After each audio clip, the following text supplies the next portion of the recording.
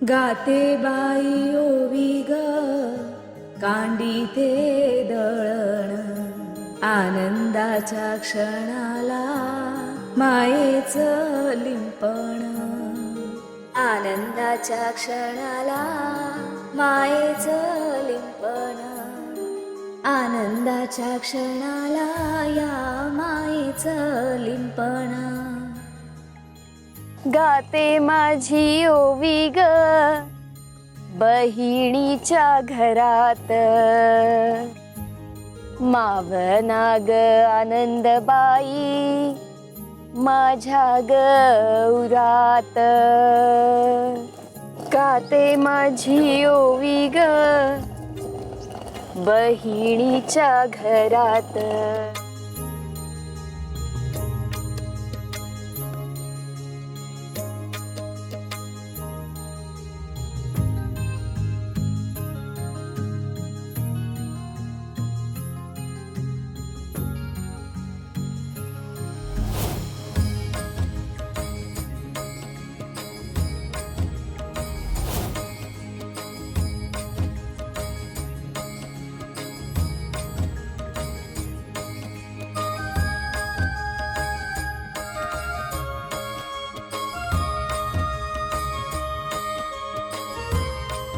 मावे नाग आनंदबाई माझ्या गौरात.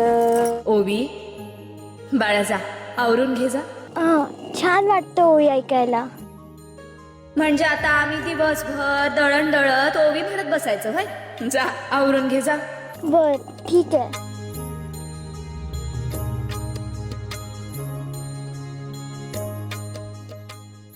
गेली ती. बोल काय झालं. माते, अहो मला तुम्हाला एवढंच सांगायचं होतं की मला आता इथून निघायला हवं. महिषासुराच्या महालापासून आता बराच काळ लोटला मी दूर राहिलोय. तिथं पहाऱ्याची कामगिरी माझ्यावर सोपवली गेली आहे. जर मी तिथं नाहीये हे कुणाच्या लक्षात आलं आणि संशय आला तर फार मोठं संकट ओढवेल. म्हणजे नंदी तू महिषासुराच्या दरबारात. हो, आम्हीच त्याला तिथल्या घडामोडींवर लक्ष ठेवण्यासाठी पाठवलं होतं आणि तिथल्या वार्ता आम्हाला कळण्यासाठी पाठवलं होतं. आणि नंदी ते काम उत्तमरित्या पार पाडतोय. हे तर फारच विशेष आहे. आमचे नंदी महाराज आहेतच तसे. त्यांनी पुरवलेल्या गोपनीय माहितींमुळे हे युद्ध जिंकण्यासाठीच्या मार्गात अनेक टप्प्यांवर मदत होते. आमचा संघर्ष तुलनेने सोपा होतो. नंदी तिन्ही लोकांवर राज्य करणाऱ्या अत्यंत घातक असलेल्या महिषासुराच्या महालात राहून तुम्ही हेर म्हणून काम करताय. हे खरंच धाडसाचं काम आहे. कौतुक करायला हवं तुझं. तू तिथे जाण्याची गरज आम्हाला समजते, परंतु स्वामी एका कार्यासाठी बाहेर गेले. ते येईपर्यंत तू इथे थांबला असतास तर बरं झालं असतं. माते, अहो माझीही तीच इच्छा आहे. पण ती मनू आणि तो नभाजी सतत माझ्या मागावर असतात. आधीच त्यांचा माझ्यावर खूप संशय आहे. आता जर मी तिथं त्यांना दिसलो नाही तर तेवढंच त्यांना निमित्त मिळायला नको. ठीक आहे, तुझे म्हणणे देखील योग्य आहे. तू ये. आपली लवकरच भेट होईल अशी इच्छा आम्ही व्यक्त करतो.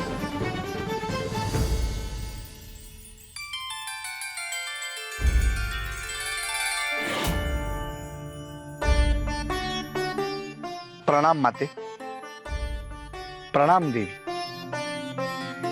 आज्ञा असावी.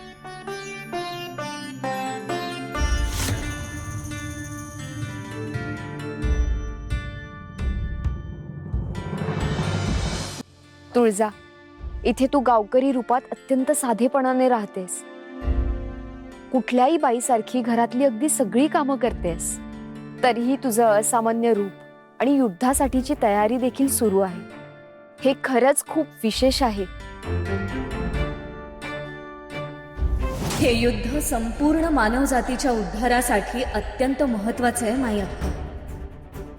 त्यासाठी जेवढी तयारी करू तेवढी कमी आहे. महिषासुराशी प्रत्यक्ष युद्ध करताना कल्पनेपलीकडच्या गोष्टी देखील घडू शकतील आणि त्यासाठीच आम्हाला तुझ्याशी बोलायचे.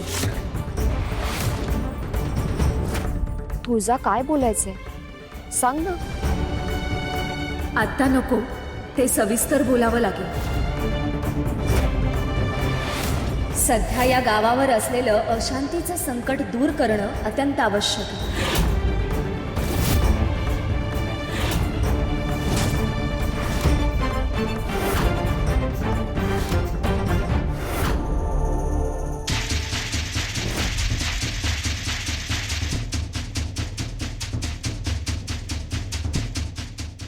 काय रे नभाजी, काय झालं? अस्वस्थ का बरं दिसतोय? हा, तुला गावाची आठवण येत असेल ना? मला बी लई आठवण येते गावाची.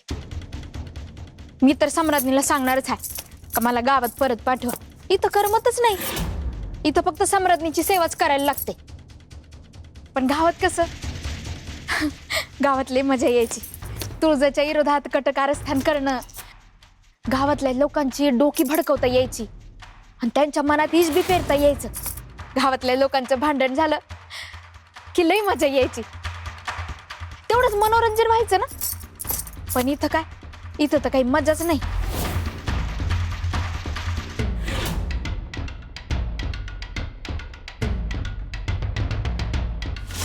काय रे नबाजी, लक्ष कुठे आहे तुझं? माझ्या मनात काहीतरी वेगळं चाललंय. अगं बाई, काय चाललंय तुझ्या मनात?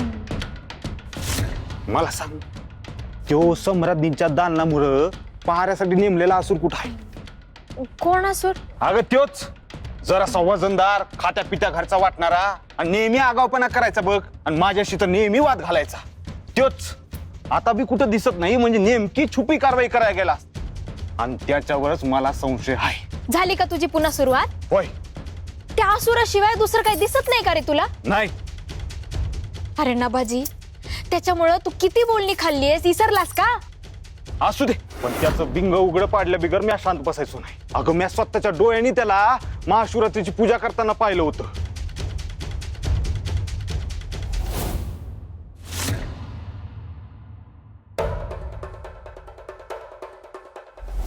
आणि एकदा तर असुर नरेशांचं बोलणं चोरून ऐकताना समोरासमोर पकडलं होतं त्याला.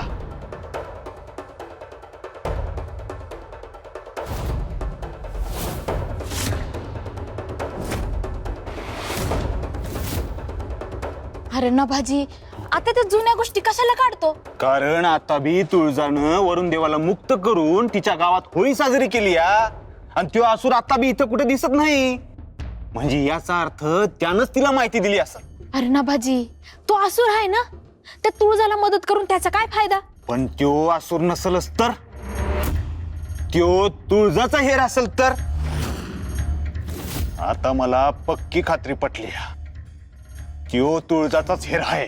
हे बघ नभाजी, तू जे काय म्हणतोय ना त्याच्यावर माझा काही विश्वास नाही बघ. अगं असं काय करलीस? तू म्हणतोयस म्हणून एकदा बघायला काही हरकत नाही. काय काय? आता पुराव्या सकट त्याचं सोंग समध्यांमोर उघडं पाडतो का नाही ते बघ. नभाजी म्हणतात मला, नभाजी.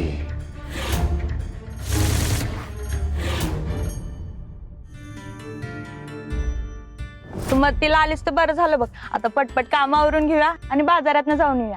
चालेल की, त्यासाठी लवकर उरकायला हवं. होय की. काम लवकर उरकायला तुमच्या गप्पा तर संपायला हव्यात ना.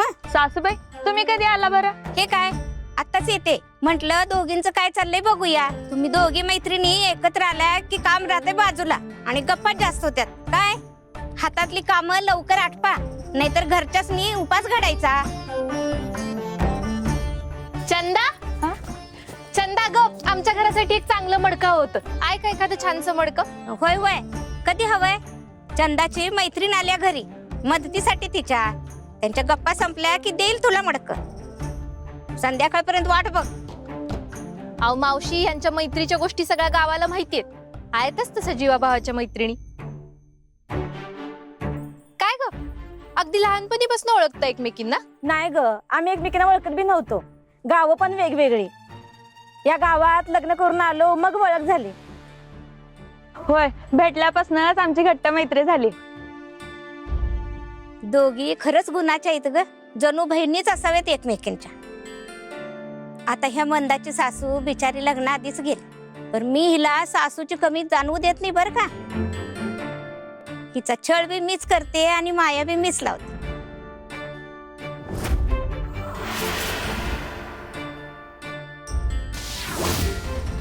खरंच बाई, तुमच्या मैत्रीला कोणाची दृष्ट नको लागायला. बरं चंदा, मला जरा गडबड आहे, देतेस का मडकं? होय, देते.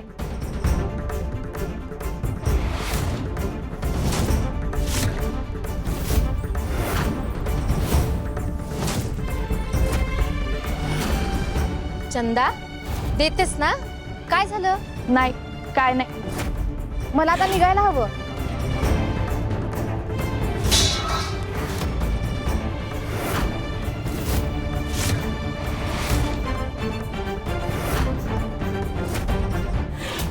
अगं बघून उठता येत नाही काय? सगळं मिरच्या सांडल्यास माझ्या. मुद्दाम करतेस ना हे सगळं? मी काय मुद्दाम केलंय का? नाहीतर काय, मुद्दाम माझ्या मिरच्या सांडल्यास. नुकसान केलंस माझं. माझ्या सासूबाई येत आहेत, तुझ्यामुळे मला ओरडा खायला लागावा आणि तू त्यांची लाडकी व्हावीस म्हणून अशी वागलीस ना. आलंय माझ्या लक्षात. अगं होय का? तू किती वाईट वागतेस माझ्याशी. तुझ्या सासूबाईंनी जरा माझं कौतुक केलं म्हणून तुझ्या पोटात दुखायला लागलं होय? मी गप्प राहते म्हणजे मला काय कळत नाही होय? काय तर येड्यासारखं बोल नकोस. तूच येण्यासारखी वागतेस. मला जरा प्रेम मिळालं म्हणून तुला बघवायला झालंय होय? हे बघ, तू काय बोल नकोस. तू शांत राहा, उगाच वाद घाल नकोस. पुन्हा कधी तोंड बघणार नाही तुझं. बघूच नकोस. काय अडलं नाही तुझ्या वाचून माझं. अगं पद्मा, आता तर गोड बोलत होत्या दोघी, आता एकदमच काय बिघडलं यांचं? अहो तेच तर, एकदम यांच्या मनात हे विचार कुठनं आले?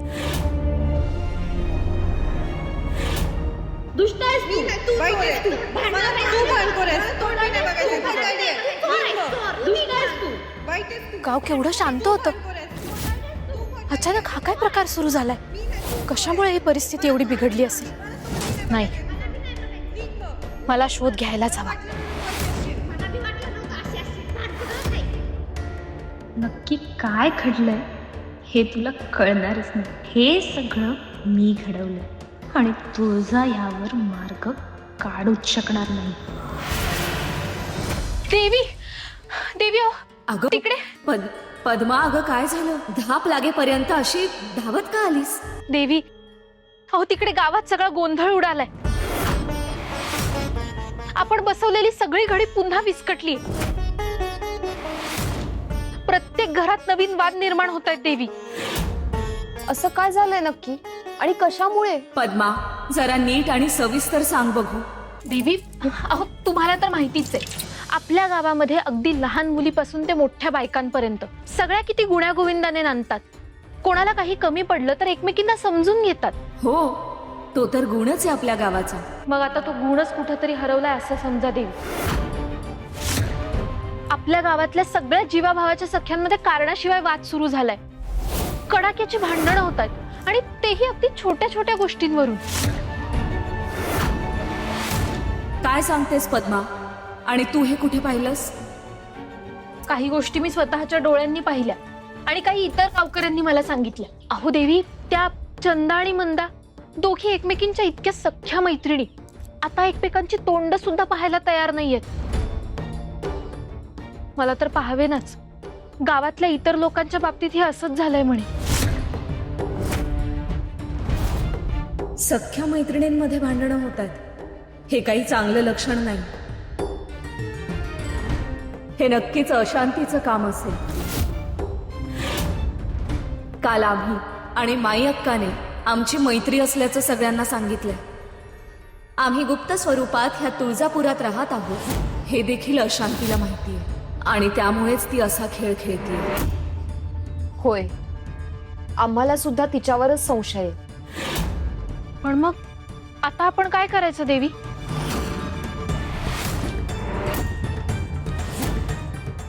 अशांतीला हरवण्यासाठी आमच्याकडे एक मार्ग आहे. कोणता मार्ग देवी? आपण दैवी रूपात येऊन तिचा नाश करणार? त्याची गरज नाही. अशांती दूर करायला मनाची शांती गरजेची असते.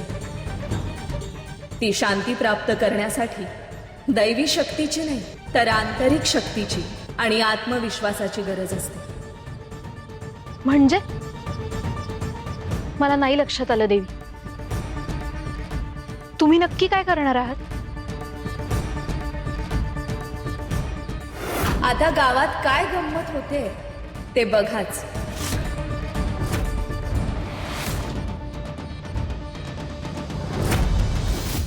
लवकर परत येऊ असं ठरवलं होतं, तरी उशीर झालाच. इथे कुणाला संशय आला नसावा म्हणजे झालं.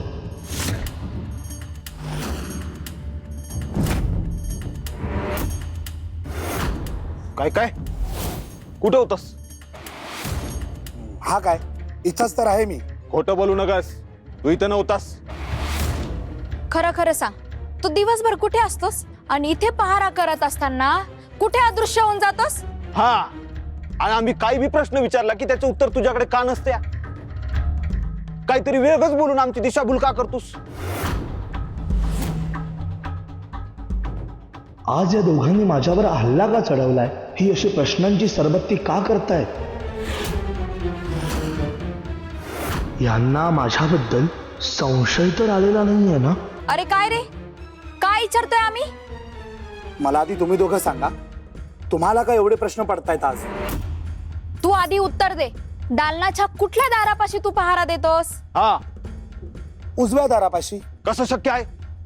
मी आता तिकडूनच आलो, तिथे नव्हता तू. तुमचं लक्ष मग दुसरीकडे असेल. बरं ते जाऊ दे, मला सांग, दिवसभर किती घटका पहारा देतोस तू? अहो, घटका म्हणून काय विचारताय? मी तर दिवस रात्र पहाराच देत असतो. खूप थकायला झालं की मग मी घटकाभर विश्रांती घेतो. थकायला झाल्यावर विश्रांती घेतो का? हो. मग इकडे तिकडे काय बघत असतोस डोकावून? कधी कधी असुर नरेशांच्या दालनात, कधी कुठे कुठे. हो, काय बोलताय तुम्ही हे? मी आणि असुर नरेशांच्या दालनात? नाही नाही नाही, मी इकडे डोकावत नाही, तिकडे डोकावत नाही. मुळात मी कुठेच डोकावून बघत नाही. खोटं बोलतो आहेस? मी खोटं बोलत नाहीये. होय. बरं मला सांग, दालनाच्या कुठल्या दारापाशी तू पहारा देतोस? आत्ताच तर सांगितलं ना तुम्हाला, मी डाव्या दारापाशी उभा होतो. सापडला सापडला. आता तर म्हणला होता उजव्या दारापाशी होतो, आता? आणि आता डाव्या दारापाशी बोलतोयस. नाही, लबाडी उघड झाली तुझी. आता तुझी सुटका नाही. आमच्याशी खोटं बोलत होतास ना बा? मान्य कर, खोटं बोललास ना? बोललास ना खोटं? अरे बोल की, आता का दात खिळी बसली? बोल. हो, खोटं बोललो मी. आतापर्यंत तुम्हाला जे काही सांगत आलो ते सगळं खोटं होतं. अरे इतक्या दिवसाच्या प्रयत्नानंतर आज तावडीत गावलायस तू. आज तुझं खरं रूप आमच्या समोर आलं. बोल, काय लपवत होता इतकी दिस? कोण आहेस तू? बोल पट्टीशी.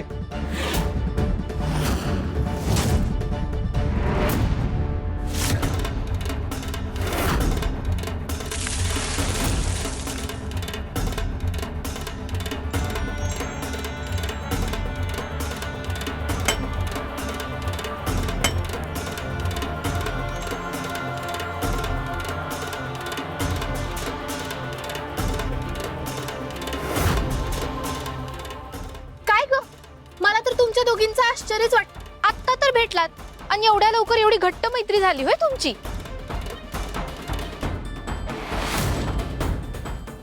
आता मैत्री व्हायची असेल तर ती कशी बी होते.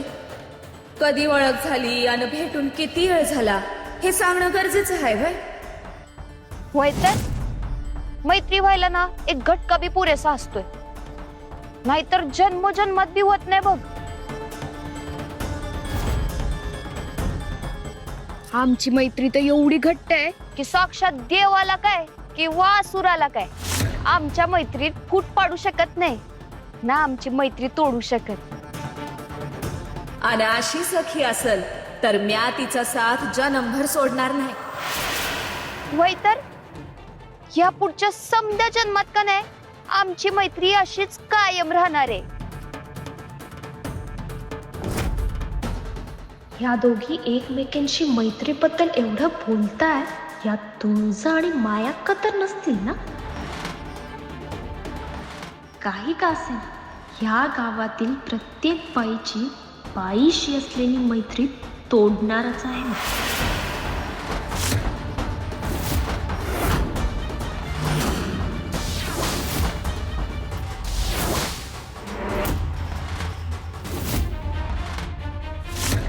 ही तुझी मैत्रीण तुझ्याशी मैत्रीबद्दल एवढं बोलते, पण खरं तर मनातून तुझ्यावर जळते ती. ही स्वतःला तुझी मैत्रीण म्हणवत असली ना, तरी तिच्या मनात तुझ्याबद्दल फार काही चांगलं नाही बरं का. कधीही तुला दूर करून निघून जाईल ती.